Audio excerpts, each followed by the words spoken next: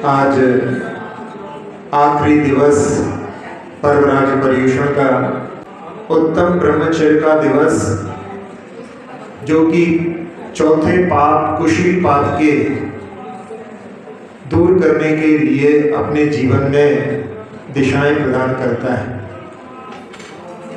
जहाँ जो कुशील का सेवन करते हैं परभव में नरकों के दुखों को उठाते हैं, लेकिन इस जीवन में भी कई ऐसे जो जीव हैं जो कुशील के माध्यम से नरकों के दुखों को उठाते हैं। औरंगजेब की पुत्री का नाम था बेबुन्निशा। वो एक साधारण दरोगे पर मोहित थी और उसकी खबर औरंगजेब को पड़ गई थी। एक दिन वो उसकी हवेली में था और खबर औरंगजेब के पास आई, तो औरंगजेब तलवार हाथ में लेकर के वहां पहुंच गए और उस समय उस दरोगे को उन्होंने छिपाने के लिए, जहां नहाने के लिए पानी गर्म होता है, उस बड़ी डेचकी में उसको जो है छिपा दिया। और औरंगजेब जब पहुंचा तो उसने, जिसने शिकायत की थी, उस बांदी ने इशारा कर दिया कि इसके अंदर है, डेचकी के अंदर वो छुपा हुआ है। तो औरंगजेब ने अपनी बेटी से कहा कि आज तुमने स्नान नहीं किया? तो उसने कहा पिताजी अभी करती हूँ। कहले नहीं, उसमें विलंब नहीं करना चाहिए, जल्दी से पानी गर्म करवाओ। और डेचकी के नीचे उसने आग लगवा दी। जहाँ डेचकी में वो व्यक्ति छुपा हुआ है, नीचे से आग लग रही है, पानी उबल रहा है, ऊपर से ढक्कन ढका हुआ है। इतनी बड़ी बड़ी डेचकी थी कि उसमें आदमी खड़ा हो जाए। और वो बेचारा वहाँ पर, बेचारा क्या कहें, पाप किया है तो उसके फल को वो यहीं पर भोग रहा है, नरकों की बात नहीं। पानी उबल रहा है और गर्दन निकाल करके बाहर नहीं निकल सकता, क्योंकि जैसे ही गर्दन बाहर निकालेगा उसकी तलवार से गर्दन काट ली जाएगी। तो जहाँ एक चिंगारा भी अपने जो है शरीर में कैसी जो है पीड़ा करता है, उसने नरकों जैसी वेदना को वहाँ पर जो है सहन किया, उफ तक नहीं की। उस पानी में वो जो है उबल करके मरण को प्राप्त हुआ। तो ऐसे कुशील के जो फल हैं वो अगले भव में नहीं, इस भव में भी कई जीवों को मिल जाते हैं। जहाँ पांचों इंद्रियों के विषय से ऊपर उठ करके जब आत्मा में लीनता को प्राप्त करते हैं, उसको ब्रह्मचर्य कहते हैं। लेकिन चौथी जो पाप के लिए जो प्रवृत्ति होती है, उसमें स्पर्श इंद्रिय संबंधी राग ही विशेष रूप से वर्णित किया जाता है। वो इसलिए क्योंकि जहाँ स्पर्शन इंद्रिय संबंधी जो राग है, उसके सामने बाकी सारे राग फीके हो जाते हैं। जहाँ चाहे कुंद स्वामी ने समझ सार के प्रारंभ में ही लिखा है, सुध परिचिदाणु भूता सब बस भी काम भोग बंद कहा। सारे संसार के जीवों को काम भोग बंद की कथा सुनी हुई है, अनुभूत है, परिचित है। तो उसके बारे में जहाँ भारतीय संस्कृति में परदारेषु मातृवत, परदारा को माता के समान दृष्टि से देखा जाता है।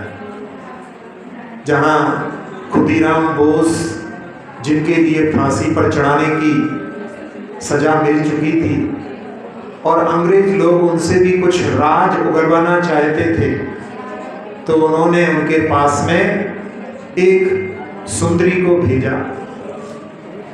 वो युवा थे और उसके माध्यम से ये राज उगल देंगे, कुछ विशेष बात प्राप्त हो जाएगी। लेकिन जब उनके पास गए तो उन्होंने उस सुंदरी को देख करके कि मैंने बचपन से जो है माँ के सुख को प्राप्त नहीं किया, अंत समय में आपने आकर के दर्शन दे करके मुझे माँ का मातृत्व दे दिया है, ऐसा कहकर के उन्होंने जो वहाँ पर पास फेंका था, उससे वो शील के कारण में रक्षित हुए।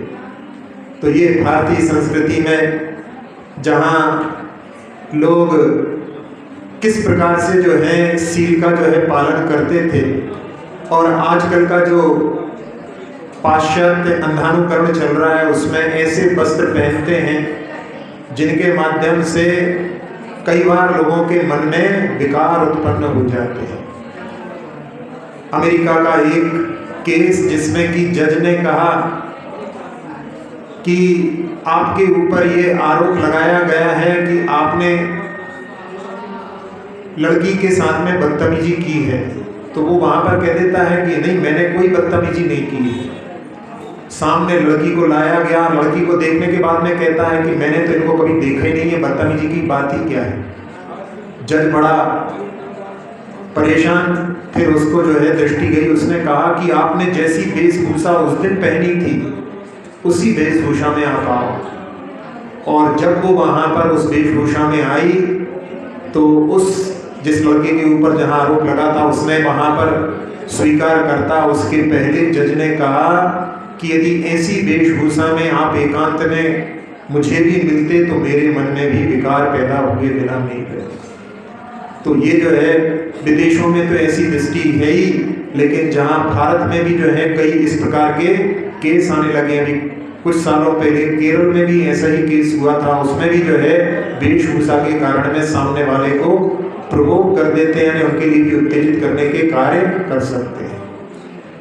आप लोगों को सुनकर के आश्चर्य होगा, कुंडलपुर सिद्ध क्षेत्र में एक कन्या जहां पर आई और टी शर्ट पहनी हुई थी और उस टी शर्ट में जो है फ्रंट पर लिखा हुआ था बैड गर्ल।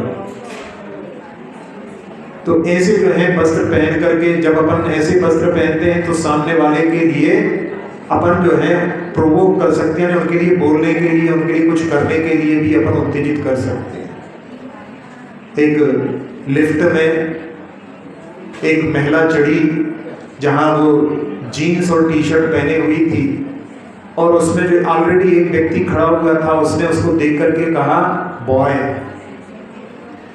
तो वो अपने घर में जाकर के अपने पति से कहती है क्या मैं बॉय जैसी दिखती हूँ? तो पति ने कहा क्यों, ऐसा क्यों कह रही हो? तो उसने कहा भी कोई लिफ्ट में जो है मुझसे बॉय बोल रहा था। तो पति ने कहा कि वो तुमसे बॉय नहीं बोल रहा था, वो जो तुम्हारे प्रेग्नेंट है वो लेडी, उसके गर्भ में जो बच्चा है उसके लिए बोल रहा था, क्योंकि तुमने टी शर्ट जो पहनी है उस पर लिखा है गैस और 3 क्वेश्चन मार्क लगे हुए हैं। GUESS गैस का अर्थ होता है बताओ।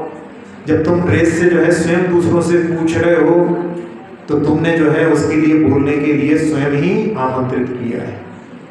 तो जो वस्त्र होते हैं वो जहाँ जीवन को जो है प्रभावित किए बिना नहीं रहते। कई बार जो है ऐसी जो है टी शर्ट जिस पे देखते नहीं क्या लिखा है। एक बच्चा जो है भैया वृत्ति के समय रात में 9 बजे आकर के, और जब टी शर्ट पर नजर गई तो उस पर लिखा हुआ था बूज टाइम। बूज का अर्थ होता है शराब पीने का समय। तो ऐसी जो है टी शर्ट यदि अपन पहनेंगे उसमें भी अपने लिए कोई कुछ बोल दे तो क्योंकि आप ही उनके लिए बोलने के लिए प्रेरित कर रहे हो। एक बच्चे की जो है टी शर्ट पर लिखा था I am lost please take me with you, मैं खो गया हूँ मुझे अपने साथ ले जाओ। यदि उसका कोई अपहरण कर ले तो उसके अपहरण करने वाले की गलती नहीं, क्योंकि आप स्वयं उसको प्रेरित कर रहे हो। तो अपने लिए ऐसे वस्त्रों को जो है चयन करना चाहिए जिससे कि किसी के मन में विकार उत्पन्न ना हो। पहले के समय में लोग बड़े जागृत रहते थे, लेकिन आजकल जो है कहते हैं कि जब लेडी संगीत होता है उस समय में इस प्रकार की जो है स्थितियां निर्मित होती हैं जहां पर पहले से जो है संगीत नृत्य सिखाने वालों को बुलाया जाता है। और कई बार उन्हीं के साथ में ऐसा होता है जहां उन्होंने सिखाते सिखाते ही कुछ ऐसी जो है वो वीडियो बना ली उन्होंने जिसके माध्यम से उनको ब्लैकमेल करके और बाद में फिर जहां व्यभिचार भी किया, विवाह भी किया और उसके बाद में वेश्यालय में पत्नी को बेच दिया। तो ऐसी जो है जहां पर शील का पालन नहीं होता तो इस प्रकार की स्थितियां भी निर्मित हो सकती हैं। प्राचीन समय में जहाँ राम लक्ष्मण सीता 12 बरस तक वन में रहे, लेकिन कहते हैं कि लक्ष्मण ने अपनी भाभी का चेहरा कभी नहीं देखा। जिस समय अपहरण हुआ, उनका अपहरण के बाद में उन्होंने अपने आभूषण फेंक दिए थे और राम उनको आभूषणों को उठा करके जब लक्ष्मण के लिए दिखाते हैं तो वो कहते हैं कि मैं जो है हार को नहीं जानता, केयूर को नहीं जानता, क्योंकि मैंने कभी उनके मुख को नहीं देखा। हाँ, ये जो नूपुर है जो उन्होंने चरणों में पहना था, मैं उनकी रोज जो है पाद वंदना करता था। इसके माध्यम से ये बता सकता हूँ कि ये भाभी ने पहना था। इसीलिए जब मंदोदरी ने रावण के वध के बाद में कहा, धन्य राम त्वया माता, धन्य राम त्वया पिता, धन्य राम त्वया वंशज, परदारा न पश्यति, कि तुम्हारे जो वंश में जो उत्पन्न हुए हैं वो परदारा को नहीं देखते। परदारा को देखने से ही जहाँ मन में विकार उत्पन्न होते हैं और व्यक्ति जो है खुद की कुछ हैसियत नहीं होती, लेकिन दृष्टि में तो जो है बड़े बड़े ख्वाब पालता रहता है। एक बार एक कलेक्टर अपनी पत्नी को साथ में लेकर के एक स्टेशन पर इंतजार कर रहे थे और एक रेलवे में जो बहुत 4th क्लास का जो वहाँ पर वर्कर था, वो उनकी सुंदर पत्नी को देख करके बार बार जो है इधर उधर से निकल करके और उसको जो है घूरे जा रहा था। कलेक्टर ने देखा और वो जहाँ जब फल खाने लगे तो उसको बुला करके उन्होंने कहा कि लो तुम भी फल खाओ, और फल खिलाते खिलाते उससे पूछा कि तुम्हारी तनख्वाह कितनी है। तो वहाँ पर जो है 4th क्लास की क्या तनख्वाह होगी, और उस समय में उन्होंने कहा कि तुम्हारी हम दृष्टि को देख रहे हैं, तुम्हारी दृष्टि हमारी पत्नी की ओर है, और मेरी तनख्वाह कलेक्टर की तनख्वाह वो बता करके कहता है कि इतनी तनख्वाह भी मैं हर महीने उनको ला के दे देता हूँ, फिर भी जो है मुझे उनके नखरे उठाना पड़ते हैं। यदि तुम्हारी तनख्वाह में तुम्हारे साथ जाने को तैयार हो तो मैं बात करूँ। बेचारा जैसे घड़ों पानी पड़ गया हो, वहाँ पर वो चुपचाप जो है उठ करके चला गया। तो कहते हैं कि जहाँ रावण का जो रूप वैसे जो है अन्य मत में 10 मुखमाला माना गया है, अपने यहाँ तो एक ही मुख था, उसके 10 मुख मणियों में दिखाई दे रहे थे, लेकिन फिर भी जहाँ यदि अपन अन्य मत की बात कहें तो वहाँ पर कहते हैं कि रावण के 10 मुख थे, 20 आँख थी, लेकिन दृष्टि केवल एक नारी के ऊपर थी। और जहाँ लोगों की 2 आँखें होती हैं लेकिन दृष्टि में कोई भी नारी छूटती नहीं है। और उस रावण का तो जो है वध करने के लिए सारे लोग एकत्रित होकर के दशहरा पर उसको जलाते हैं, लेकिन अपने अंदर कितने रावण उत्पन्न हुए हैं उस पर जो है कभी दृष्टि नहीं जाती। जहाँ दृष्टि का जो है प्रभाव पड़ता है, लेकिन जो शीलवान होते हैं उनको ऐसे प्रलोभन मिलने पर भी वो कभी प्रभावित नहीं होते। पन्ना के जो नरेश थे छत्रपाल, वो जो ऐसी स्थिति हुई उनके लिए कि एक महिला ने उनसे प्रणय निवेदन करते हुए कहा कि मैं आपके जैसा पुत्र चाहती हूँ। भावना ये थी कि अपना संबंध हो, उससे ऐसा जो पुत्र उत्पन्न हो जो आपके जैसा सुंदर हो। और उन्होंने उसके मंतव्य को समझ करके और उसके लिए शिक्षा देने के लिए उसके चरणों में बैठ करके पैर पड़ करके कि आज से आपको राजमाता का दर्जा दिया जाता है, आप चाहती हो मेरे जैसा पुत्र प्राप्त हो तो मैं आपको अपनी माता स्वीकार करता हूँ। ऐसे जो है उन्होंने शील की रक्षा की। जहाँ एक विद्वान जॉर्ज बर्नार्ड शॉ का जो आयरलैंड के थे, अभी हमने प्रसंग सुनाया था, वो जॉर्ज बर्नार्ड शॉ जैन बन गए थे और वहाँ जहाँ विदेशों में सारे लोग जो नॉनवेज खाने वाले हैं उनके बीच में रह करके वो वेजिटेरियन का पालन करते थे और वो कहते थे कि मैं अपने पेट को कब्रिस्तान नहीं बना सकता। ऐसे जो है वहाँ पर वो पालन करते थे। वो बड़े अच्छे राइटर थे, उनकी बहुत सारी रचनाएं बहुत फेमस हुई, लेकिन सुंदर रूप नहीं था उनका, कुरूप थे। फिर भी उनकी साहित्यिक ऊंचाइयों को देख करके एक सुंदर महिला उन पर मोहित हो गई और महिला ने उनसे जो है निवेदन करते हुए कहा कि यदि अपना संयोग हो जाए तो सोने पे सुहागा हो जाएगा।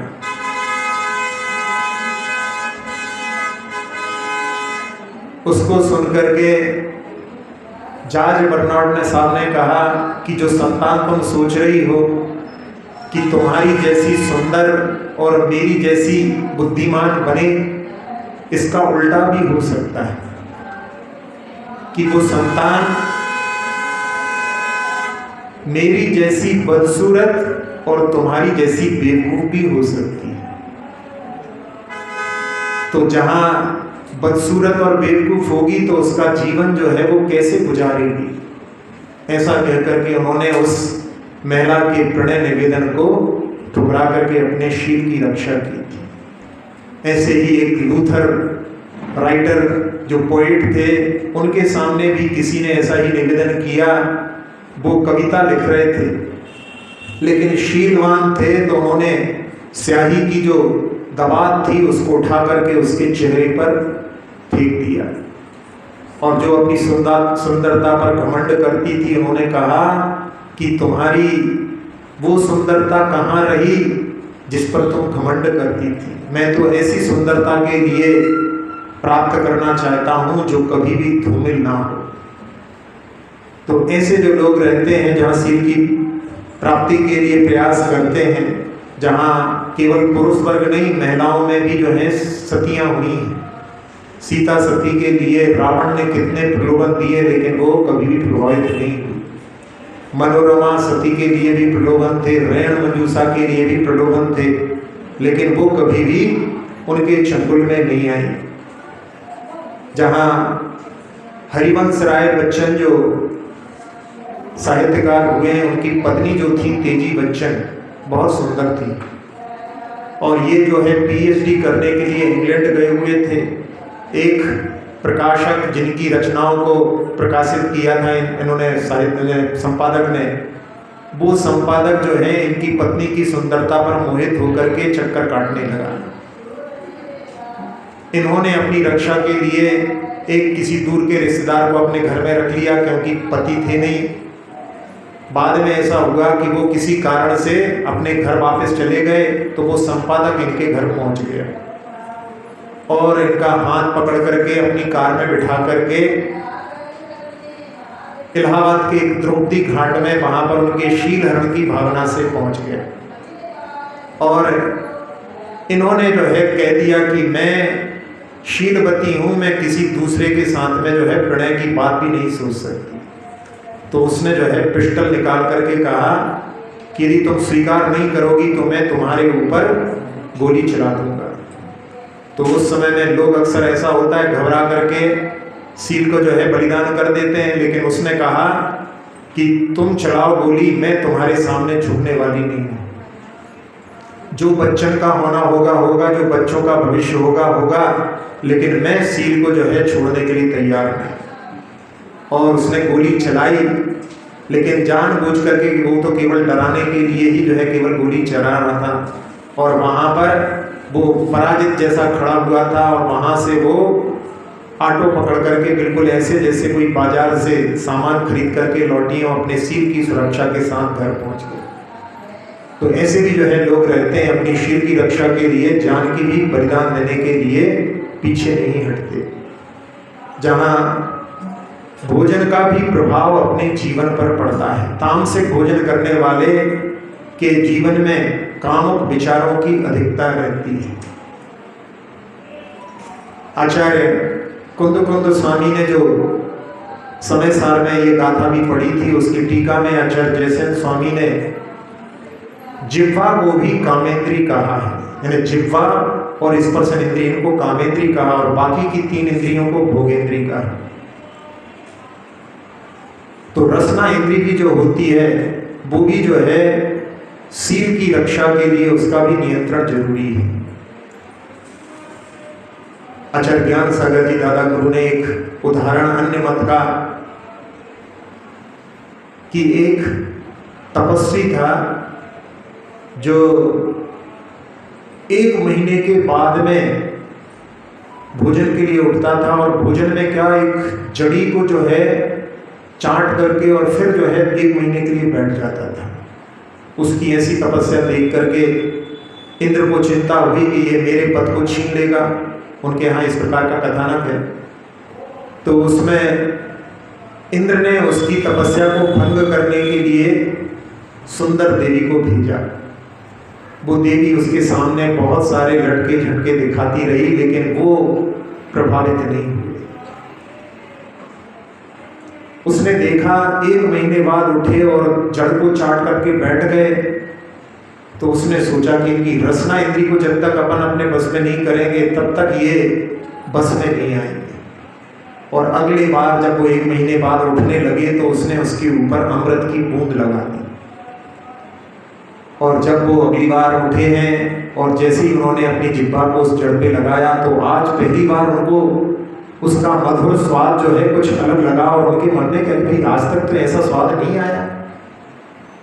और फिर 1 महीने के लिए बैठे थे, लेकिन वो मधुर स्वाद उनके लिए पहले ही उठाने के लिए मजबूर करने लगा, और वो जल्दी उठ गए। फिर अगली बार और जल्दी उठ गए, और जब एक दिन तो ऐसा हुआ कि अभी बैठे हैं और फिर उठ गए उसको चढ़ने के लिए। वो समझने लगी देवी के अब इनको बस में करना अब कोई कठिन काम नहीं। उसने थोड़े से जो है राग रंग में उनको अपने बस में कर लिया। तो ऐसी रसना इंद्री के जो बसीभूत हो जाते हैं, वो भी जो है अपने शील को गवा देते हैं।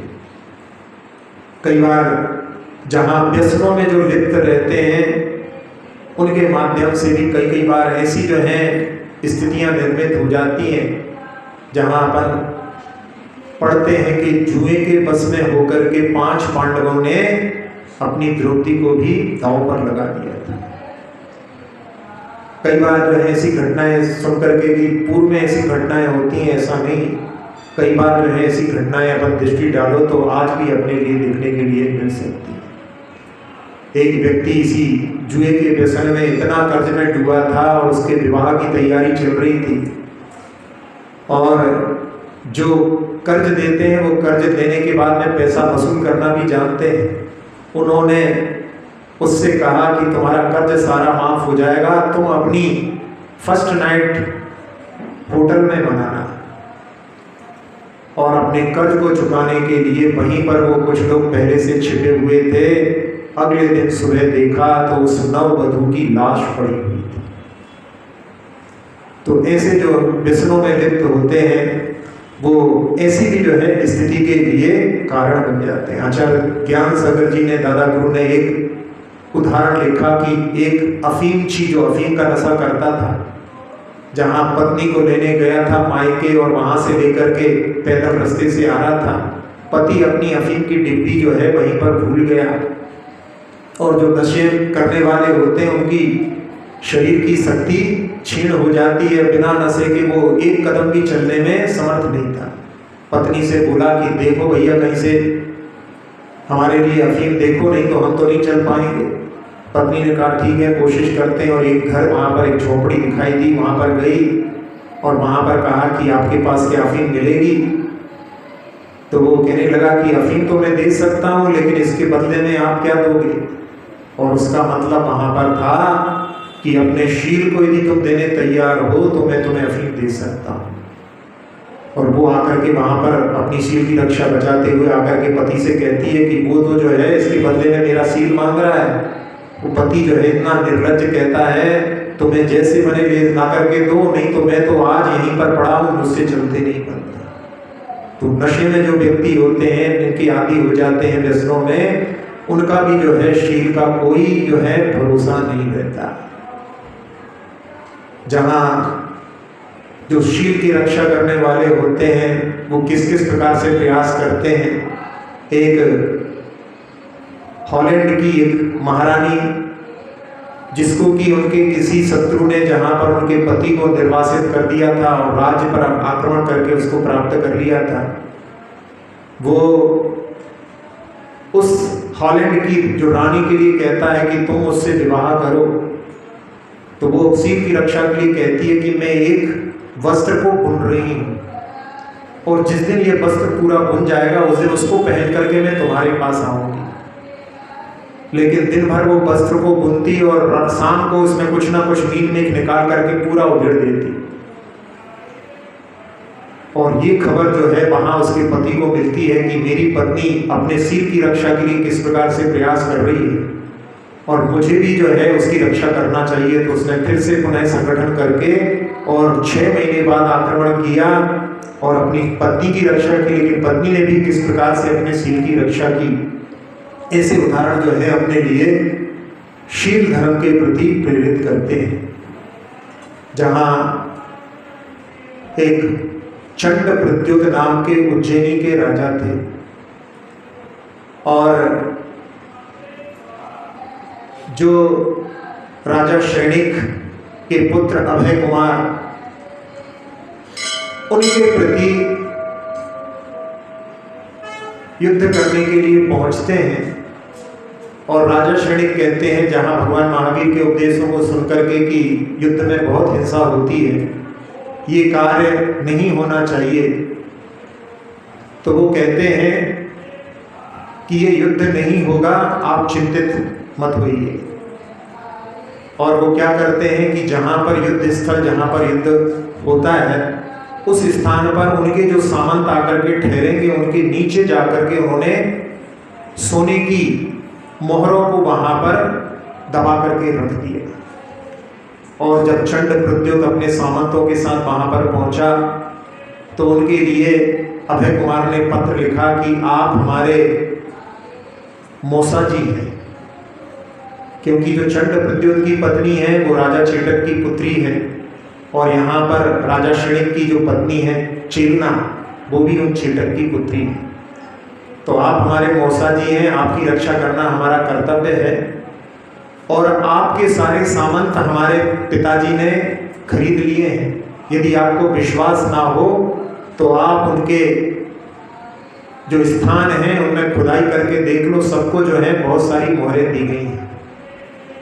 और जब चंड प्रद्युत वहाँ पहुँचता है और वहाँ पर जो है खुदवा करके देखता है, तो मोहरें देख करके उसका जो है कि ये सारे बिक गए हैं, मुझे बांध करके ये इनको दे सकते हैं, तो वो वहाँ से शीघ्रता से उज्जैनी के लिए लौट गया। और वो सामंत जो आए थे वो भी सब चले जाते हैं। जहाँ सेना युद्ध करती है, बहुत सारी तैयारी के साथ में आना पड़ता है, तो वो सारी सामग्री छोड़ करके वो चले गए, और वो सारी सामग्री, यानी युद्ध भी नहीं हुआ और सामग्री का लाभ भी हो गया। अब राजा चंड प्रद्युत अपने यहाँ पर घोषणा करते हैं कि कौन ऐसा व्यक्ति है जो अभय कुमार को बंदी बना करके यहाँ ला सकता है। तो एक वेश्या ने अपने ऊपर जिम्मेदारी ली, और वो जैन श्राविका बन करके तीर्थ यात्रा पर निकली है। राजगृह में पहुंच करके उसने भगवान की आराधना अच्छे से की। अभय कुमार ने उनको अपने घर में भोजन के लिए आमंत्रित किया, तीर्थयात्रियों के लिए, और बाद में उन्होंने कहा कि भाई हमने आपके यहाँ भोजन किया, आप भी हमारे यहाँ भोजन करने आओ। तो अभय कुमार को जाना पड़ा, और अभय कुमार ने जब भोजन किया तो उन्होंने उसमें कुछ नशे की चीज़ मिला दी और बंदी बना करके वो उज्जैनी ले गई। और जब उज्जैनी में राजा चंड प्रद्युत के सामने बंदी वहाँ पर थे, तो उस समय में ऐसी कुछ संकट आए जिनका चंड प्रद्युत के लिए कोई तोड़ समझ में नहीं आ रहा था, और अभय कुमार बड़े बुद्धिमान थे, तो उन्होंने उन संकटों से उनका निवारण किया। तब उन्होंने अभय कुमार को छोड़ दिया, और अभय कुमार ने उस समय में कहा कि आपने तो एक वेश्या के माध्यम से बंदी बनाया था मुझे, लेकिन मैं आपको आपकी नगरी से दिन में लेकर के जाऊंगा बंदी बना करके। और वो चले गए। कुछ दिनों के बाद में एक व्यापारी अपनी 2 सुंदर पुत्रियों के साथ में उज्जैनी में व्यापार करने आया। चंड प्रद्युत उनकी पुत्रियों पर मोहित हो गए और उनसे मिलने के लिए जाते थे। इधर एक व्यक्ति जो चंड प्रद्युत राजा के जैसा दिखता था, उसको एक खाट पर बांध करके और वैद्य के पास ले जाते थे। वो रास्ते में चिल्लाता था कि मैं चंड प्रद्युत हूँ, तो लोग सब कह देते थे भैया पागल है, ये तो बोलता रहता है। ऐसा करके उन्होंने कई दिन तक जो है उस राजमार्ग पर उसको खाट पर बांध करके ले जाते हुए दिखाया सारे जो है नगर में कि भाई एक पागल को लेकर के जाते हैं। और एक दिन जहां पर चंड प्रद्योत जिन कन्याओं पर मोहित थे वहां पर उनको कुछ नशे की चीज खिला करके और उनको खाट पर राजा को ही बांध करके आज खुले नगर में जो है दिन में उसको ले जा रहे हैं। वहां पर चंड प्रद्योत भी वहां पर चिल्लाते हैं कि अरे मैं तो चंड प्रद्योत हूँ, ये मुझे बांध के ले जा रहा है, मुझे छुड़ाओ। लेकिन पूरे नगर में कोई जो है उसको, क्योंकि रोज देखते थे भाई ऐसा लगता है वही व्यक्ति है पागल जिसको ले जाते हैं। और जब लेकर के पकड़ करके गए तब उस समय में अभय कुमार ने कहा कि मैंने तुम्हें नहीं बांधा है, तुम्हारे कुशील ने तुम्हें बांधा है। कुशील की जो तुम्हारी ने उनकी कन्याओं पर तुम मोहित थे, उसके कारण में तुम बंधन में पड़े हो, मैंने तुम्हें नहीं बांधा है। तो कुशील ऐसा होता है जिसके माध्यम से व्यक्ति जहाँ पर कहते हैं कि जहाँ प्रीत होती है वहाँ पर प्रीत न देखे जात कुजात। किससे जो है विवाह करना चाहिए, किसके प्रति अपने लिए प्रणय का भाव रखना चाहिए, ये भी जो है कुशील के भावों में दृष्टि नहीं जाती। आजकल जहाँ बेमेल विवाह हो रहे हैं उसमें बहुत बड़ा कारण केवल आंखों से देख करके ही मोहित हो जाते हैं।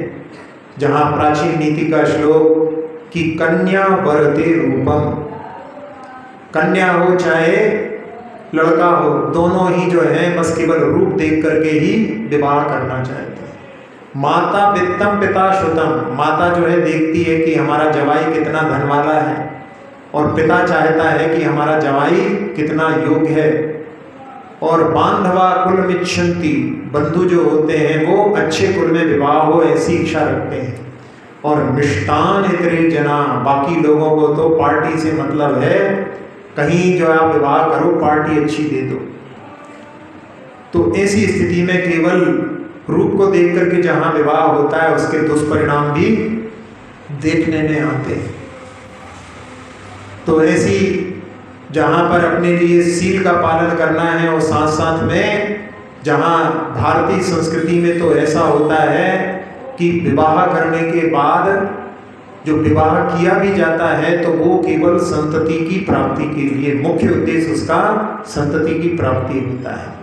इसीलिए आचार्य जी ने खाई को लिखा है, बिना विवाह क्या प्रवाहित हुआ धर्म प्रवाह। विवाह करके धर्म प्रवाह यानी आगे जो है धार्मिक व्यक्तियों की जो है संतति प्राप्त करने के लिए विवाह किया जाता है।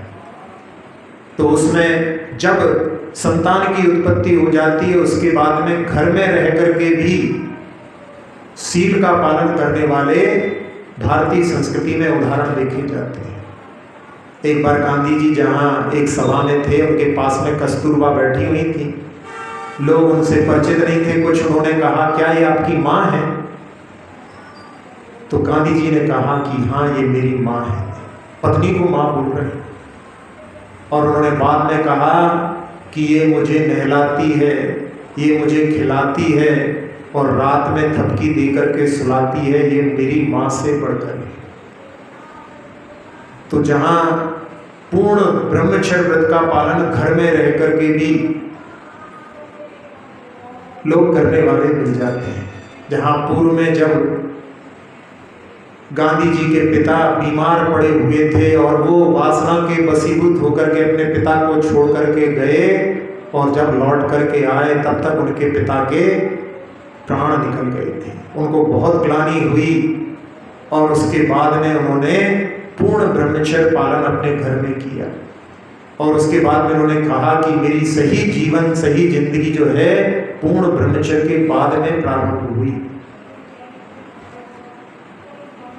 एक शुद्ध सागर आचार्य कल्प हुए हैं, वो मूल में श्वेतांबर थे, बीकानेर के रहने वाले थे। और उनको भी जैन धर्म कैसे मिला, उनके घर के नीचे एक दर्जी था।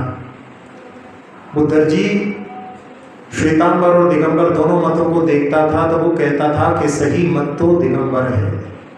वो दर्जी की दृष्टि थी। और इन लोगों से चर्चा करता था, इनके परिवार से।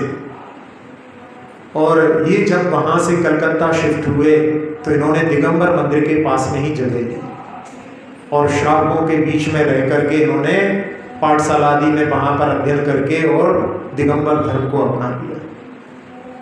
जब पर्युषण की आज की जो पूजा है उत्तम ब्रह्मचर्य की, कूरे तिया के असुचि तन में काम रोगी रति करे, बहुव्रतक सणहि मसान माही काग ज्यों चोचे भरे। इस पंक्तियों के अर्थ को जब उन्होंने समझा तो उन्होंने संतान काफी हो गई है, अब आगे संतान की वृद्धि नहीं करना है, तो उन्होंने पूर्ण ब्रह्मचर्य अपने जीवन में पालन करना है। तो उन्होंने कुछ दिनों मंदिर में शयन प्रारंभ किया और जब उनको लगा कि हम पूर्ण ब्रह्मचर्य पालन कर सकते हैं तब उन्होंने अगली बार जब राखी आई तो अपनी पत्नी से राखी बंधवा दी। ये भारतीय संस्कृति में घर में रह करके भी पूर्ण शील व्रत का पालन करने का प्रयास करने की बात होती है। अभी पिच्छी परिवर्तन होगा चतुर्मास के बाद में, तो उसमें जहाँ पिच्छी देने वाले तो बहुत सारे लोग दे सकते हैं। बहुत से जोड़ों को पिच्छी देने के लिए जो कम से कम 15 दिन महीने में अपने शील का पालन करेगा जीवन भर, महीने में 15 दिन वो पिच्छी देने के पात्र रहेंगे। लेने वाला जो रहेगा वो तो और ज़्यादा दिनों का जब पालन करेगा तो उसके लिए 25-28 दिन भी ऐसे भी जो है लोग होते हैं महीने में पालन करने वाले, उनको पिच्छी मिलती है। क्योंकि पिच्छी हमारे पास में एक है, हम दे तो एक ही सकते हैं, ले हम 50 लोगों से सकते हैं। तो उसमें जो है अपने लिए शील व्रत घर में भी रह करके पालन करना है। जहाँ संतान की अपन उससे उठ चुके हैं तो अपने लिए घर में रह करके भी ब्रह्मचर्य के निर्मल आकाश में उड़ने का प्रयास धीरे धीरे करना चाहिए। दो चीजें होती हैं, एक होता है हवाई जहाज और एक होता है हेलीकॉप्टर। दोनों में क्या अंतर होता है? क्यों भाई, हेलीकॉप्टर और हवाई जहाज में क्या अंतर होता है?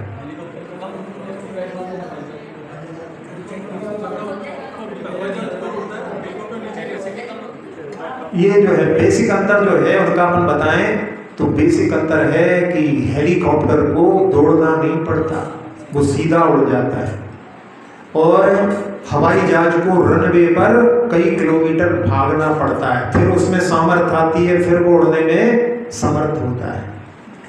तो कुछ लोग ऐसे होते हैं हेलीकॉप्टर जैसे, जिन्होंने बिना विवाह किए हुए ब्रह्मचर्य व्रत को धारण कर लिया है, ब्रह्मचर्य के निर्मल आकाश में जो उड़ रहे हैं, ऐसे लोग जो होते हैं वो हेलीकॉप्टर के समान होते हैं।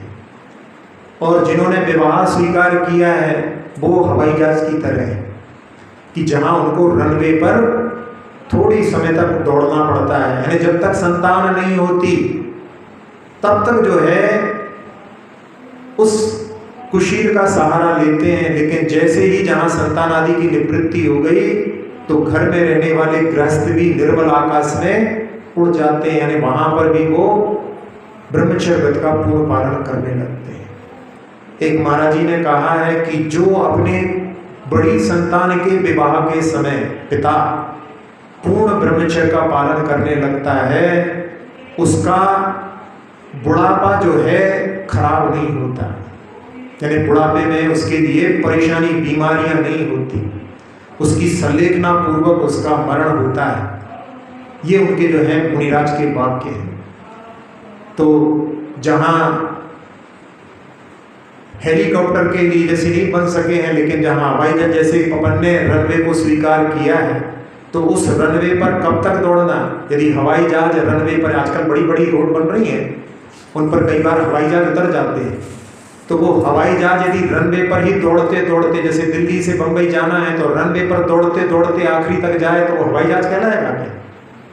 थोड़ी दूर तक जो है दौड़ा जाता है, उसके बाद में उड़ जाते हैं। तो ऐसे ही अपने लिए पूर्ण ब्रह्मचर्य का पालन करने की भावना रख करके थोड़ा थोड़ा आंशिक अपने लिए उसका अपने जीवन में पालन करें, तो उसके माध्यम से ब्रह्मचर्य के निर्मल आकाश में आप लोग उड़ सकते हैं। जहाँ पशु पक्षी भी ब्रह्मचर्य का पालन करने वाले हो सकते हैं। अपनी दृष्टि जाए तो अपने को ऐसे उदाहरण भी मिल सकते हैं। एक अयोध्या प्रसाद गोयली बड़े साहित्यकार जैन धर्म के हुए हैं।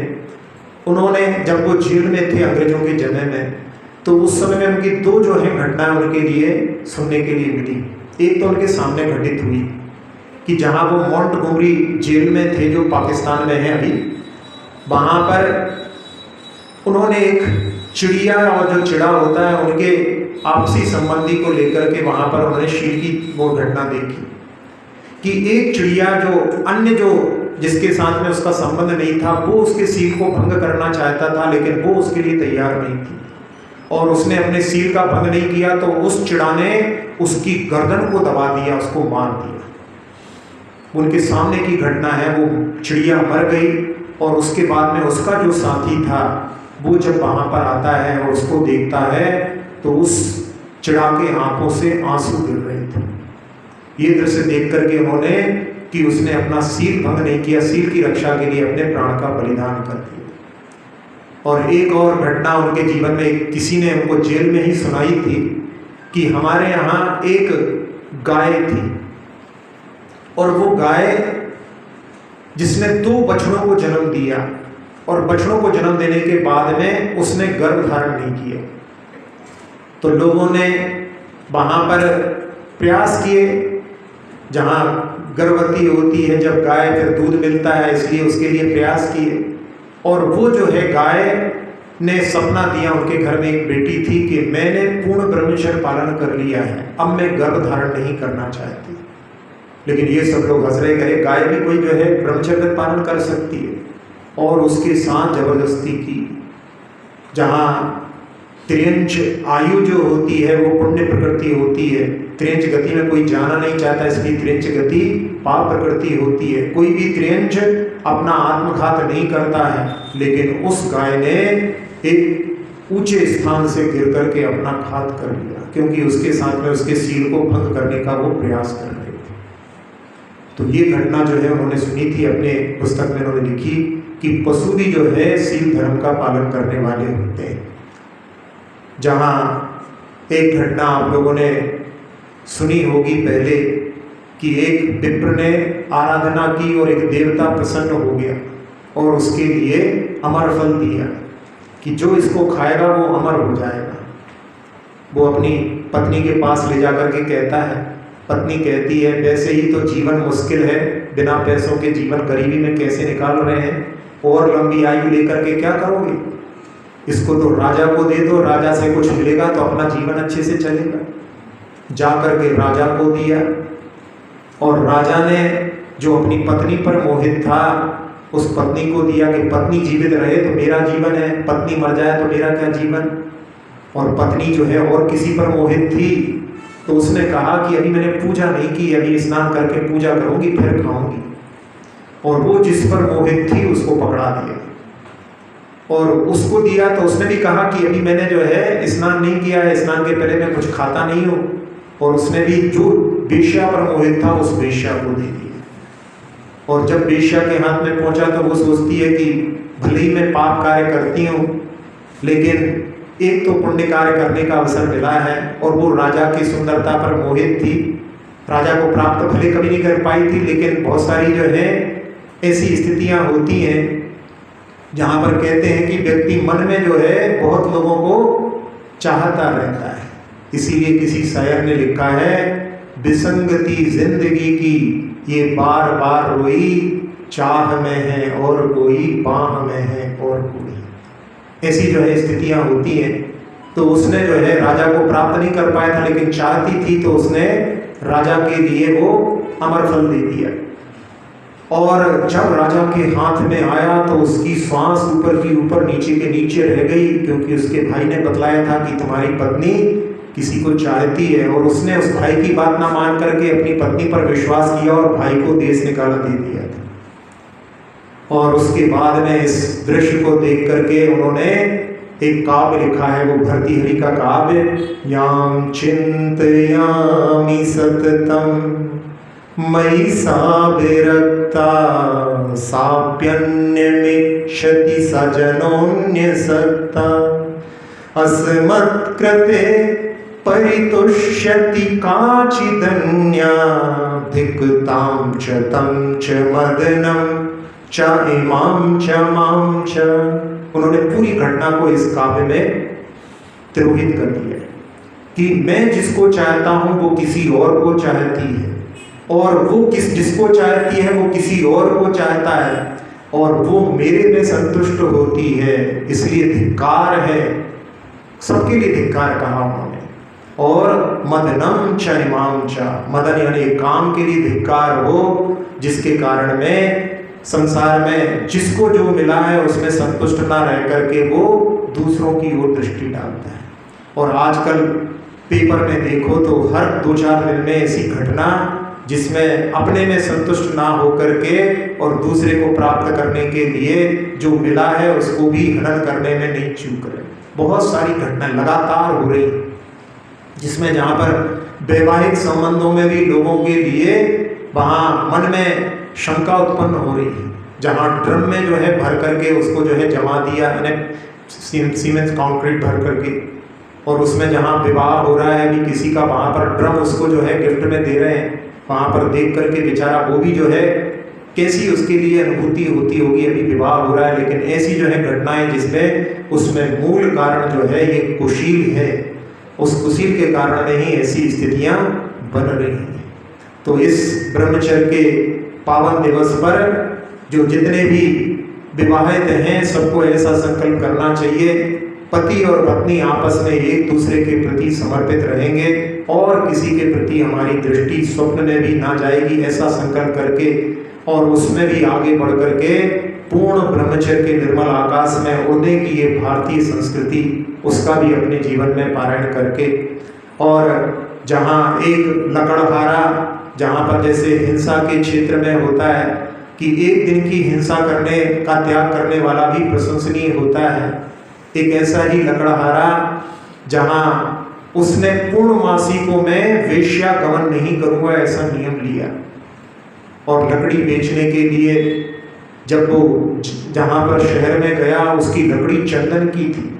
सेठ ने उसको समझ करके उससे कहा कि ये तो सोने के बराबर तुलती है, और सोना उसको जो है उस लकड़ी के बराबर तोड़ करके दे दिया। इतना सारा सोना लेकर के वो जब जाता है तो एक वेश्यालय में वहाँ पर प्रवेश करके, और जहाँ उसको जो वेश्या कहती है कि अच्छे से तैयार हो जाओ, उसको वो सौंप देता है वो सोना, और वो जब तैयार होने के लिए जाता है और वहाँ पर उसको पूर्णमासी का चांद देखता है। वो सोचता है अरे पूर्णमासी का दिन, इसलिए उसने लिया था कि पूर्णमासी को दिन तो रात में समझ में आ जाएगा, और ये मैं पूर्णमासी के दिन वेश्यागमन नहीं करूँगा। वो वहाँ से भाग जाता है, वो सोना लेने भी नहीं जाता। वो वेश्या जो है राजा के पास पहुँचा देती है उस सोने को कि कोई व्यक्ति छोड़ गया है, और फिर वहाँ पर वो घोषणा करता है, तो वो वहाँ पर सोना लेने के लिए पहुँचता है लकड़हारा। तो लकड़हारा वहाँ पर बतलाता है, उसमें प्रशंसा करता है उसकी, राजा की, कि राजा वो सेठ की जिसने की इसके बराबर इसको तोड़ करके दिया है। तो वहाँ पर वेश्या की भी प्रशंसा होती है, वो नीतिवान थी, उसने उसके पैसे को दबाया, सोने को दबाया नहीं, लेकिन सबसे ज़्यादा प्रशंसा उसकी की जाती है जिसने एक दिन का भी नियम लिया है, लेकिन उसके पालन के लिए इतनी बड़ी दौलत को भी इसने लेने के लिए प्रयास नहीं किया, अपने नियम का पालन करने के लिए वो जो है अडिग रहा। तो एक दिन का भी जो शील का पालन करते हैं वो भी प्रशंसनीय होते हैं। और वास्तव में जो शील धर्म होता है वो अपने आत्मा का स्वभाव, जब तक अपन उसको प्राप्त नहीं करते तब तक इस संसार में परिभ्रमण का ही कारण बनता है। इसलिए सब लोग अपने जीवन में उस ब्रह्मचर्य को, उस शील के महात्म को समझ करके अपने जीवन में पालन करने की कोशिश करें। और साथ ही साथ में आज के नियम के रूप में कि जहाँ भोजन आदि के संबंधी तो जो है उसमें नियम दिए हैं, उसमें तो वैसे अपन त्याग के धर्म में उसको देख सके हैं, लेकिन आज अपनी यदि एक दिन के लिए पालन करो तो आचार्य जी कहते थे कि एक होता है जैसे घोड़े की जो है एक लगाम होती है, लेकिन साथ साथ में उसकी आँख के ऊपर एक सायवान लगाया जाता है, जिसके माध्यम से वो केवल अपने लक्ष्य की ओर देखता है, इधर उधर नहीं देखता है। तो उत्तम ब्रह्मचर्य के दिन यदि आप पालन कर सको, वैसे बहुत कठिन है, लेकिन किसी की आंखों को देखे बिना बात करो, आंखों से आंखें मिला करके बात ना करो, नीची नज़र झुका करके बात करके देखो। और खासकर से जो विपरीत पक्ष है, यानी महिला जो है पुरुष से बात करे तो आंखें झुका करके बात करे, और महिलाओं से पुरुष बात करे तो आंखों से आंखें मिला करके बात ना करे। एक दिन इसका जो है प्रयास करके देखो, जहाँ इसके माध्यम से यानी आंखों के माध्यम से सबसे ज़्यादा पाप होता है, तो एक दिन का प्रयास भी अपने जीवन में कुछ ऐसा बीजारोपण कर जाए कि अपन भी जो है परम ब्रह्म आत्मा में लीन होने की सामर्थ्य इसके माध्यम से प्राप्त कर सकें। ओम ह्रीं उत्तम ब्रह्मचर्यांगाय नमः। धर्मांगाय अच्छा। ओम ह्रीं उत्तम ब्रह्मचर्य धर्मांगाय नमः। ओम ह्रीं उत्तम ब्रह्मचर्य धर्मांगाय नमः। ओम ह्रीं उत्तम ब्रह्मचर्य धर्मांगाय नमः। ओम ह्रीं उत्तम ब्रह्मचर्य धर्मांगाय नमः। ओम ह्रीं उत्तम ब्रह्मचर्य धर्मांगाय नमः। ओम ह्रीं उत्तम ब्रह्मचर्य धर्मांगाय नमः। ओम ह्रीं उत्तम ब्रह्मचर्य धर्मांगाय नमः। ओम ह्रीं उत्तम ब्रह्मचर्य धर्मांगाय नमः। ओम ह्रीं उत्तम ब्रह्मचर्य धर्मांगाय नमः। अक्षर पद मात्रा से दूषित वचन अगर ममहीन रहे,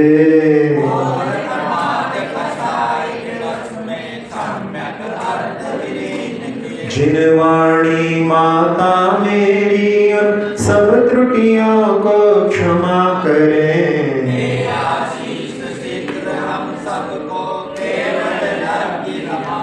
प्राप्त हमें हो बोधि समाधि परिणामों की शुद्धि हो।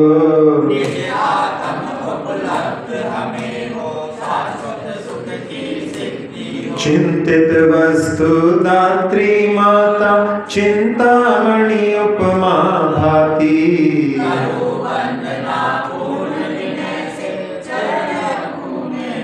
कर जिन वाणी स्तुति तन की ममता टा।